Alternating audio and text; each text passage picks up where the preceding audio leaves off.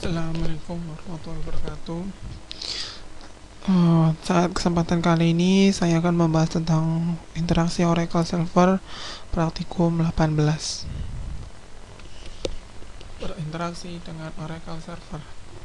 Tujuan: setelah menyelesaikan bab ini, siswa dapat menulis perintah select dalam blok PLSQL, menulis perintah DML dalam PLSQL, kontrol transaksi dalam PLSQL. Tujuan secara umum: mempelajari perintah standar SQL, select, insert, update, dan delete dalam blok PLSQL. Juga dipelajari kontrol transaksi dan menentukan hasil dari perintah DML pada blok PLSQL. Perintah SQL dalam PLSQL: mengambil isi data dari tabel menggunakan perintah select, membuat perubahan pada isi tabel dengan perintah DML, kontrol transaksi menggunakan perintah commit, rollback, atau save point, menentukan hasil perintah DML dengan atribut kursor secara implisit. Perintah SQL dalam PLSQL: mengambil data dari tabel melalui perintah select. Cara penulisan seperti berikut.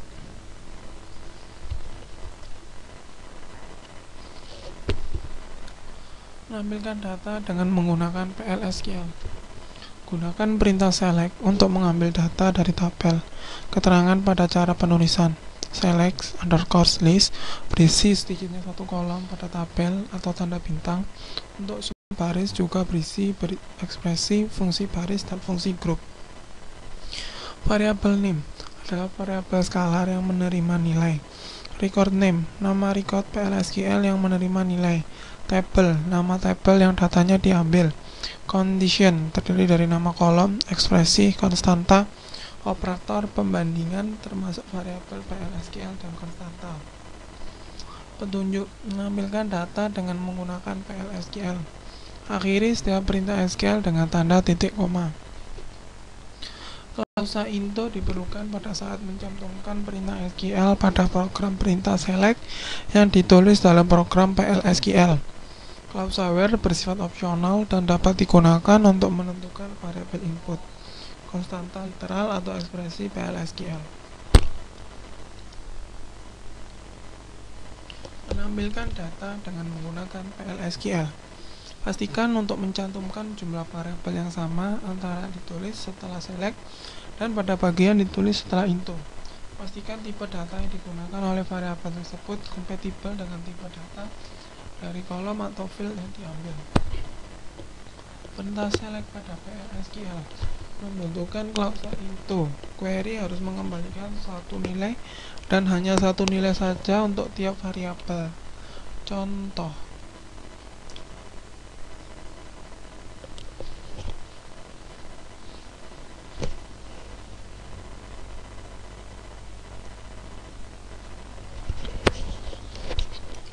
query hanya mengembalikan satu baris.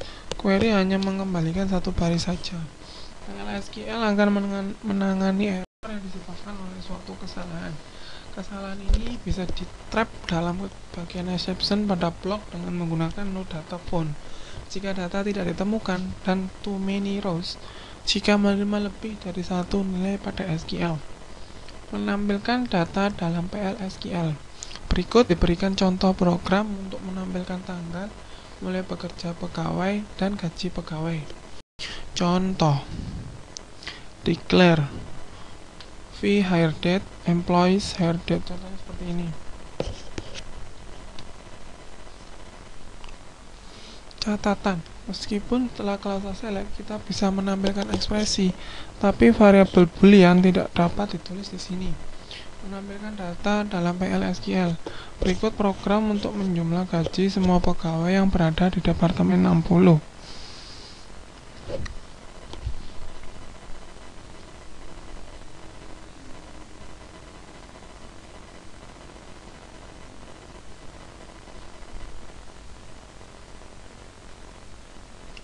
Catatan: kita tidak diperbolehkan mendefinisikan variabel dengan menggunakan kolom modulus tab untuk menerima hasil dari fungsi sum atau count. Sebagai contoh, variabel sum misal di atas tidak boleh dideklarasikan sebagai employee.salary modulus tab. Aturan penamaan: Contohnya seperti ini.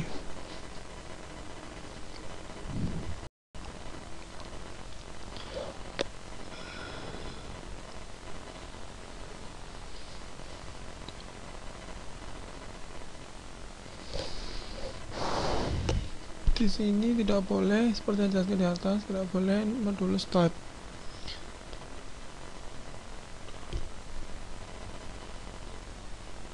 Aturan penamaan, nama dari kolom sel pada tabel tidak boleh sama dengan nama variabel lokal yang tercakup di klausa itu maupun yang terlibat dalam kondisi yang ditulis pada klausa where, seperti contoh berikut.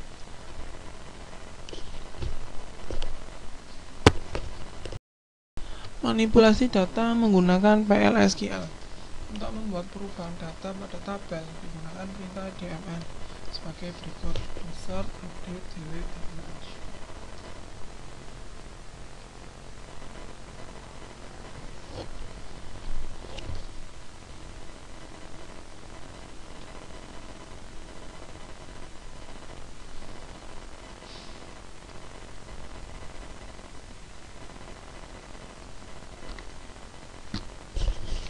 Menyisipkan data. Berikut contoh program untuk menyisipkan data pegawai ke dalam tabel employees.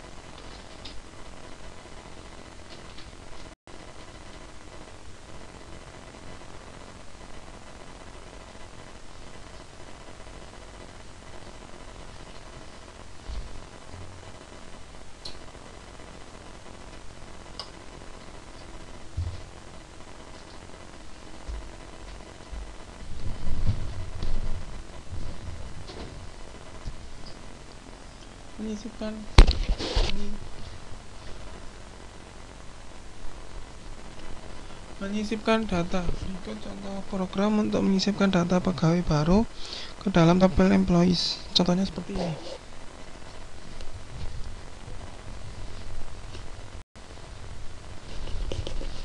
Menyisipkan data. Pada saat menyisipkan baris data ke dalam tabel yang dicantumkan pada blok PLSQL, kita bisa menggunakan fungsi SQL, semisal user dan sysdate, generate primary key dengan menggunakan sequence, menurunkan nilai dalam blok PLSQL, menambahkan kolom yang memiliki nilai default, mengubah data. Berikut contoh program untuk menambah gaji semua pegawai yang pekerjaannya adalah stock clerk. Contohnya seperti ini.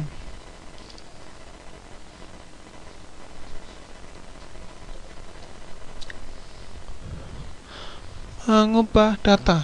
Pada klausa set, bagian sebelah kiri selalu kolom atau field pada tabel, sedangkan bagian kanan dapat merupakan ekspresi yang terdiri kolom tabel atau variabel lokal PLSQL. Klausa where digunakan untuk menentukan baris yang harus diubah datanya. Jika tidak ada baris yang dimodifikasi, tidak ada error yang ditampilkan. Catatan, penandaan pada program PLSQL selalu menggunakan sama dengan, sedangkan penandaan pada kolom SQL selalu menggunakan sama dengan. Menghapus data. Contoh berikut menghapus baris data pada departemen 10.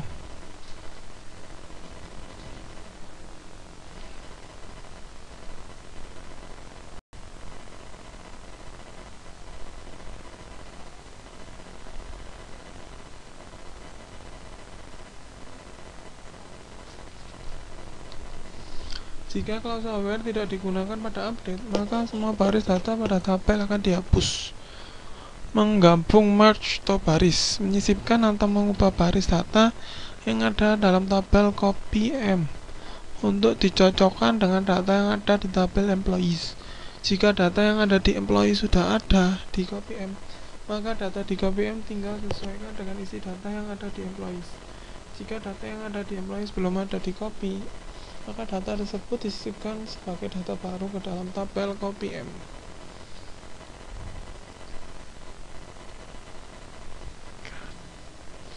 Declare VM no employees employee ID type dengan 100. Begin merge into copy MC using employees E.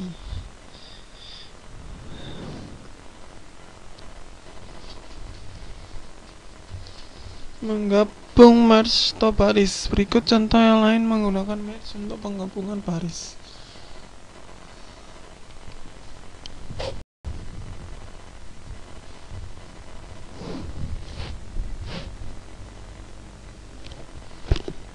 Catatan, jika terdapat kesalahan pada program PLSQL, bukan berarti perintah DML dan perintah lain pada program tidak dijalankan. Bagian lain yang tidak error dapat dijalankan dengan sukses. Aturan penamaan. Menggunakan aturan penamaan akan menghindari ambiguitas pada klausa where. Kolom tabel dan nama variabel harus memiliki nama yang unik dan tidak boleh sama. Untuk menghindari ambiguitas, misal variabel lokal diawali dengan v. Misal declare v last name for char 25. Catatan, tidak mungkin terjadi ambiguitas pada klausa into. Ini dikarenakan yang terlibat pada klausa into pasti variabel PLSQL dan bukan nama field dari tabel. SQL kursor. SQL kursor adalah kursor yang menunjuk pada area hasil dari proses menjalankan perintah SQL. Ada dua tipe kursor, implicit kursor dan explicit kursor. Oracle Server menggunakan implicit kursor untuk melakukan parsing dan menjalankan perintah SQL. Explicit kursor adalah kursor yang secara eksplisit kita buat sendiri. SQL kursor. Pada saat kita memberikan perintah SQL, Oracle Server akan membuka area di memori di mana perintah tersebut diparsing dan dijalankan. Area tersebut dinamakan kursor. Pada saat bagian yang bisa dijalankan dari suatu blok menjalankan perintah SQL, PLSQL akan membuat implicit kursor, di mana akan dimiliki oleh PLSQL secara otomatis, sedangkan explicit kursor dideklarasikan dan dibuat sendiri oleh programmer. Atribut SQL kursor. Terdapat 4 buah atribut dalam PLSQL yang dapat digunakan pada kursor. Dengan menggunakan atribut kursor, kita bisa menguji hasil dari perintah SQL.